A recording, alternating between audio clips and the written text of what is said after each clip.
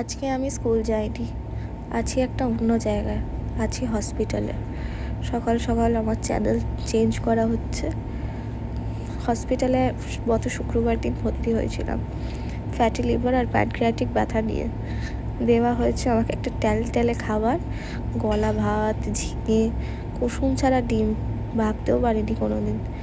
বিকেলে দেওয়া হয়েছিল মুড়ি আর স্যুপ। ভিজিটিং আওয়ার্সে মা, বৌদি, রিজুর মা, বাবা সবাই এসেছিলো আমাকে দেখতে।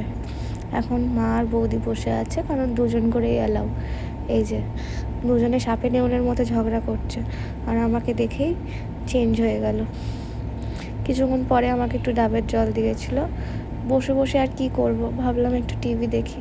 সারাক্ষণ হাতের মধ্যে চ্যানেল দিয়ে ওষুধ যাচ্ছে, আর যেন সময় কাটছে না, কতক্ষণে যেন বাড়ি যাব। নেক্সট দিনের খাবারটা একটু অন্যরকম ছিল, ভাত, ডাল, মাছ, আর সবথেকে গুরুত্বপূর্ণ খাবার নাকি নিম বেগুন, যেটা মা আমাকে জোর করে খাওয়াতো। মুখ চোখ দেখে বুঝতেই পারছেন কী অবস্থা।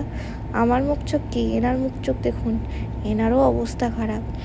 সারা সকাল থেকে এসে তাড়াতাড়ি করে বসে থাকবে, কিছুতেই বাড়ি যাবে না। বাড়ি যাওয়ার কথা বললে রাগ দেখা। বাস অপেক্ষায় আর একটা দিন, কাল যাব আমি বাড়ি।